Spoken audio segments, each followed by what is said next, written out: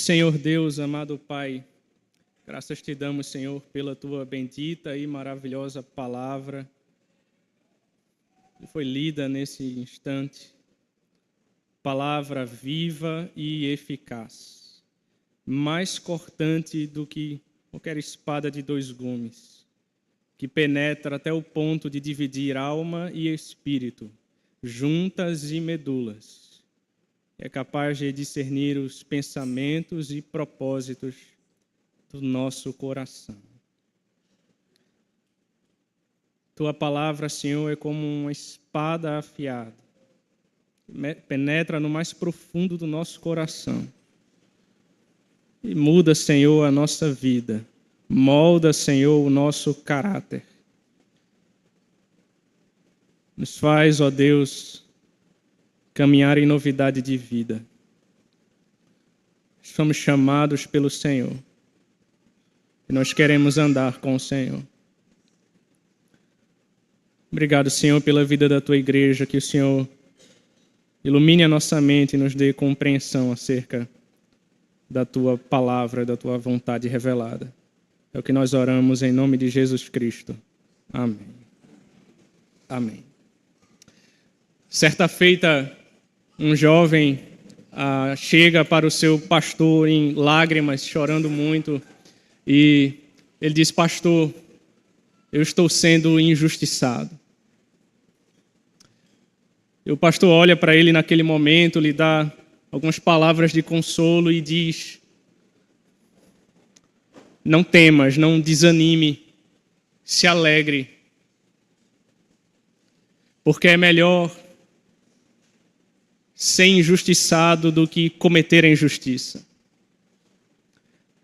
Porque quando alguém comete injustiça, ele se parece com o filho do diabo. Mas quando é injustiçado, ele se parece com Cristo. Davi, o homem segundo o coração de Deus, ele travou muitas batalhas, ele teve muitos inimigos e ele enfrentou muitas acusações pesadas e levianas. Ele foi injustiçado pelo sogro, rei Saul, também pela sua própria família, muitas vezes, alguns filhos que o perseguiram e queriam tomar o seu trono. Davi foi injustiçado por pessoas de dentro da sua casa e por pessoas de fora do seu convívio familiar. E nesse turbilhão de circunstâncias adversas, Davi renuncia a qualquer relação com os ímpios e ele anseia estar na assembleia dos justos, proclamando os maravilhosos feitos do Senhor. O seu amor está depositado no altar de Deus, na casa de Deus e no povo de Deus. Derek Kidner diz que o âmago desse salmo é o deleite de se estar totalmente compenetrado pela presença de Deus e pelo prazer de estar na casa dele. Os salmos 26, 27 e 28 revelam o amor de Davi pelo santuário de Deus. No Salmo 26, o adorador, ao se aproximar, ele é esquadrinhado pela exigência de Deus quanto à sua sinceridade. No Salmo 27, ele vê a casa de Deus como o refúgio, onde é protegido dos seus inimigos e onde pode contemplar a Deus. No Salmo 28, traz a sua petição, estendendo as mãos como suplicante em direção ao Santo dos Santos. E recebe a sua resposta. Muitos, entretanto, iam à casa de Deus para adorar, mas não eram sinceros. Desobedeciam a Deus abertamente e espalhavam mentiras sobre o rei. Foi essa situação que levou Davi a escrever esse salmo. Ao longo do salmo, Davi faz 4 pedidos a Deus. Faz-me justiça no verso 1, examina-me no verso 2, não colhas a minha alma como a dos pecadores, verso 9, e livra-me, no verso 11. Ora, alguém poderia se perguntar: como não se render à mágoa, nem se afogar num atoleiro de revolta? quando você é açoitado pela injustiça. Davi resolveu cuidar da sua piedade, sabendo que Deus cuidaria da sua reputação. Ele recusou-se a ficar amargo e também não permitiu que essas injustiças afetassem o seu relacionamento com Deus. Como você tem reagido quando sofre injustiça? Como isso afeta o seu relacionamento com Deus? Davi nos aponta algumas atitudes que devemos adotar quando passamos por isso. Verso 1, veja comigo.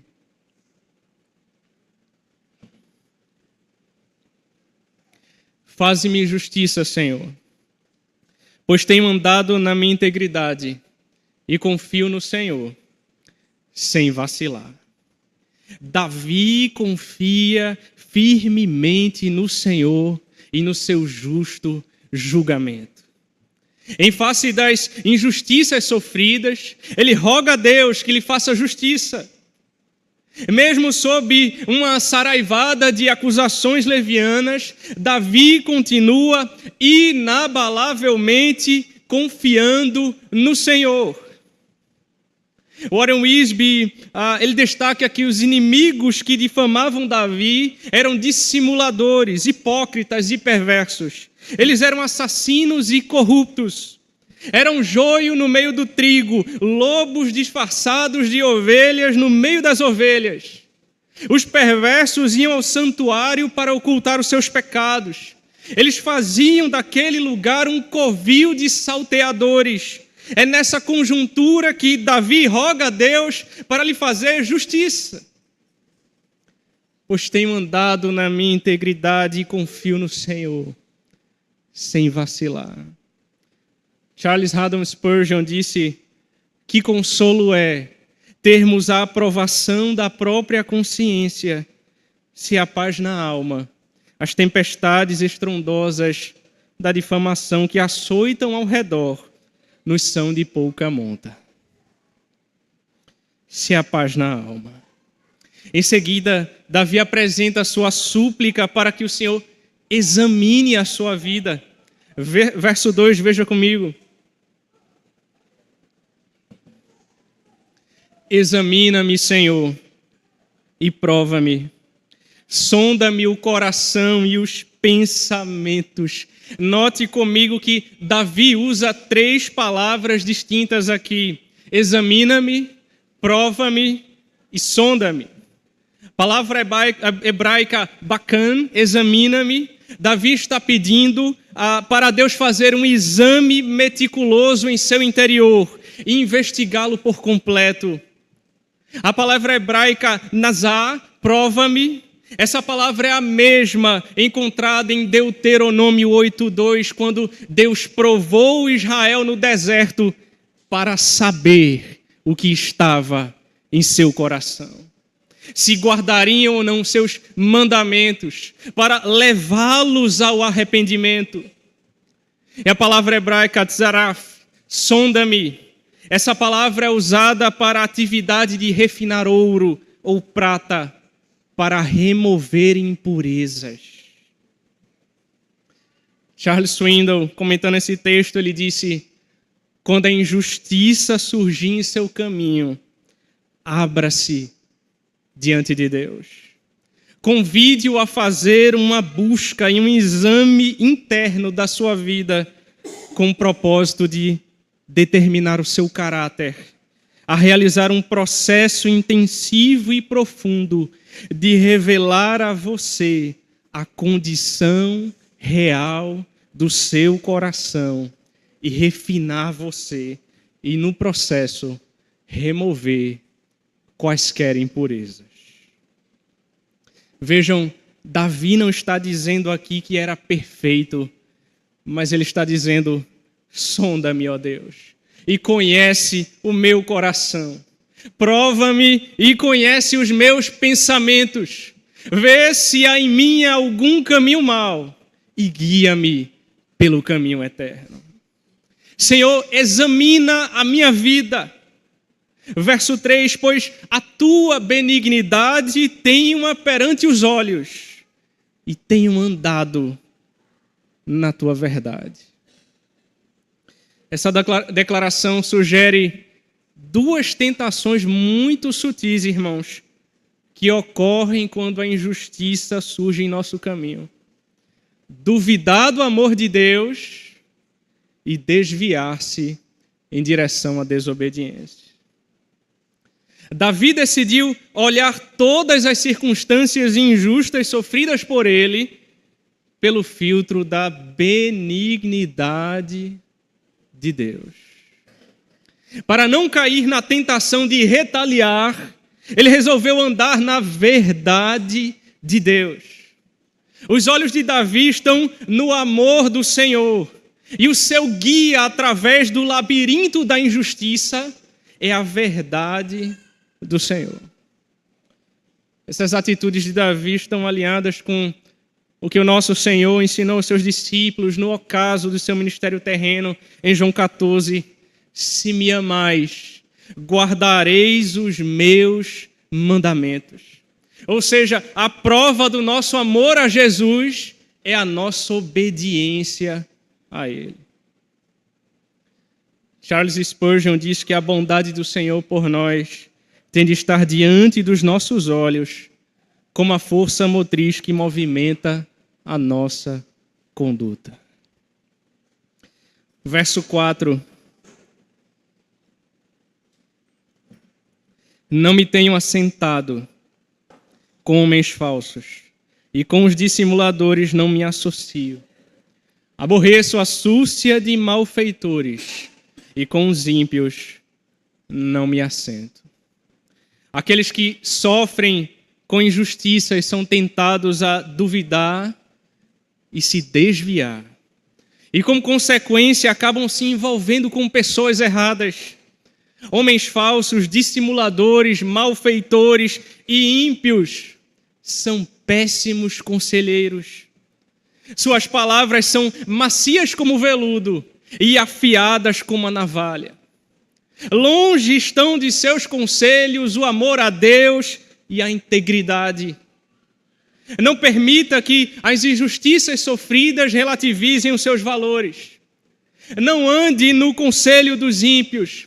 Não se detenha no caminho dos pecadores. Não se assente na roda dos escarnecedores. Saiba que as más conversações corrompem os bons costumes.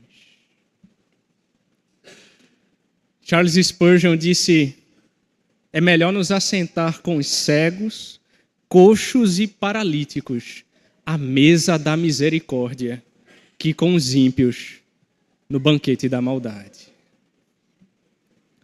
Verso 6. Lava as mãos na inocência, e assim andarei, Senhor, ao redor do teu altar, para entoar com voz alta os louvores e proclamar as tuas maravilhas todas. William MacDonald diz que Davi não apenas separou-se dos homens maus, mas também e, sobretudo, separou-se para Deus. Aqui Davi, ele se declara publicamente inocente. As figuras de lavar as mãos e ficar ao redor do altar vêm de Êxodo, capítulo 30.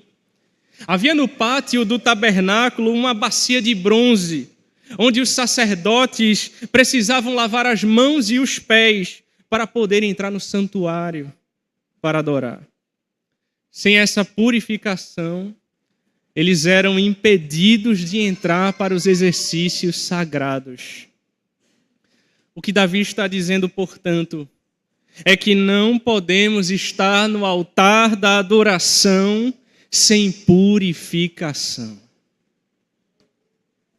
Hoje eu e você podemos nos achegar a Deus, podemos adorar a Deus porque nós fomos purificados, lavados com o sangue do Cordeiro, o Cordeiro de Deus que tira o pecado do mundo. Nele os teus pecados foram perdoados, nele aproximemo-nos com sincero coração, em plena certeza de fé, tendo o coração purificado de má consciência e lavado o corpo com água pura. Guardemos firme a confissão da esperança sem vacilar, pois quem fez a promessa é fiel. E diz o texto que Davi canta louvores a Deus em alta voz. E ele proclama todas as suas maravilhas, mesmo cercado de inimigos. Ele busca viver no altar para adorar a Deus. As injustiças sofridas não tiram seu foco, e Davi compreende que o fim principal da sua vida é glorificar a Deus e alegrar-se nele para sempre. Ele diz no verso 8: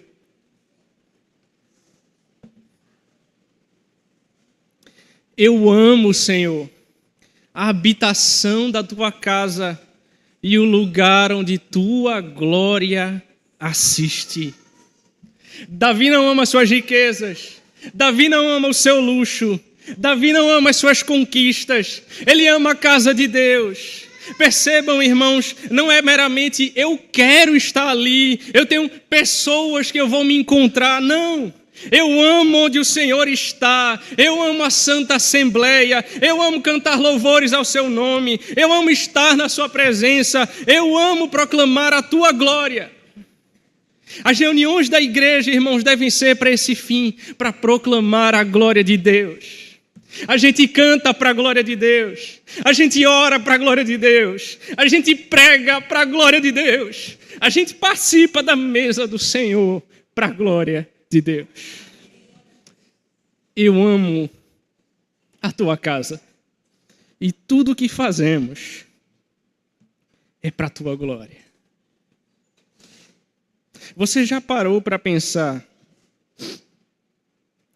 por que tem tanta dificuldade em vir à casa de Deus? E por que para você é um peso vir à casa de Deus? Talvez porque, de fato, você não tem interesse em Deus. Porque se você ama a Deus, você ama o que Deus ama. E onde sua glória está na igreja, no meio do seu povo. É por isso que Davi não é um turista na casa de Deus. Antes ele habita ali, onde é o seu lugar de encontro diário com Deus. Davi ama a casa de Deus, ele anseia por Deus, pois um dia nos teus átrios vale mais que 1000. Eu prefiro estar à porta da casa do meu Deus a permanecer nas tendas da perversidade. Então, nos versos de 9 a 12, ele roga a Deus, veja comigo, 9 e 10 primeiramente.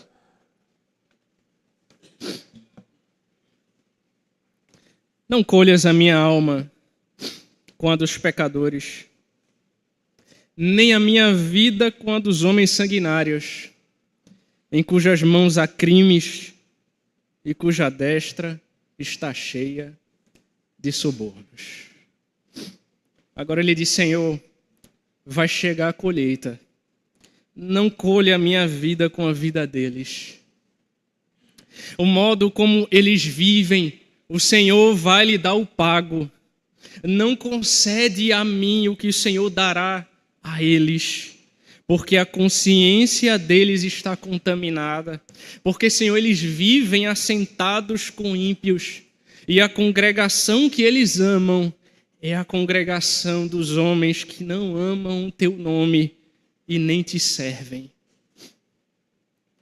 Davi não quer associação com os pecadores na morte, nem com sanguinários na vida, pois ele compreende que não há comunhão entre trevas e luz, entre os que vivem piedosamente e aqueles que se apressam a derramar sangue inocente. Verso 11: quanto a mim, porém, ando na minha integridade, livra-me e tem compaixão de mim. Aquele que está com o Senhor e buscou o Senhor como seu Redentor e vive segundo os caminhos do próprio Deus, sabe que o Senhor o conduzirá por meio de todas as dificuldades, todas as angústias e todas as tentações, e Ele dará misericórdia e graça, elas encontrarão você. Como diz no Salmo 23, a bondade e a misericórdia me seguirão todos os dias da minha vida. Eu sei que é isso que me encontrará no caminho. Mas aqueles que não te buscam, Senhor, serão colhidos. Por isso Davi ora pela misericórdia de Deus. Senhor, livra-me e tem compaixão de mim. Alguém certa vez disse que jamais devemos nos achegar a Deus com base em nosso próprio mérito, mas tão somente por graça. Tão somente por graça. O verso 12 diz: o meu pé está firme em terreno plano. Nas congregações, bendirei o Senhor.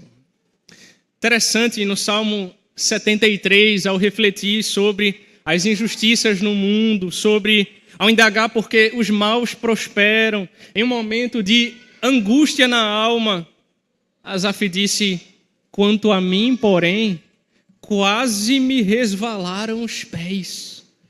Pouco faltou para que se desviassem os meus passos. No Salmo 26, Davi não está vacilando. O seu pé está firme em terreno plano. Sabe por quê? Longe de entregar-se à amargura contra os seus inimigos, Davi busca o abrigo da casa de Deus, da companhia dos santos, para bendizer ao Senhor. Davi confia no Senhor. Davi espera no Senhor. Esperei confiantemente pelo Senhor. Ele se inclinou para mim e me ouviu quando clamei por socorro. Ele tirou-me de um poço de perdição, de um tremedal de lama, e colocou-me os pés sobre uma rocha e me firmou os passos. E me pôs nos lábios um novo cântico, um hino de louvor ao nosso Deus. Muitos verão essas coisas, temerão e confiarão no Senhor. Veja que não é muito diferente com Asaf no Salmo 73. Ele se entrega à amargura até que entrei no santuário de Deus e atinei com o fim deles. Eu estava embrutecido e ignorante. Era como irracional a tua presença. Todavia, estou sempre contigo, tu me seguras pela minha mão direita, tu me guias com teu conselho e depois me recebes na glória. Que mais tenho eu no céu? Não há outro em que eu me compraza na terra, ainda que a minha carne e o meu coração desfaleçam. Deus é a fortaleza do meu coração e a minha herança para sempre. Quanto a mim, bom é estar junto a Deus. No Senhor Deus, põe o meu refúgio. Charles Spurgeon diz que o cântico começou com um tom menor, mas agora alcança o tom maior. O caminho plano no qual os nossos pés são postos é a firme fidelidade à aliança, a promessa eterna e o juramento imutável do Senhor dos Exércitos, firmados em Cristo Jesus, estando vitalmente unidos a Ele. Não temos nada mais a ocupar os nossos pensamentos, senão os louvores do nosso Deus. Senhor, em Ti o meu pé está firme. Nas congregações, eu bendirei o Senhor. Eu bendirei o Teu santo nome.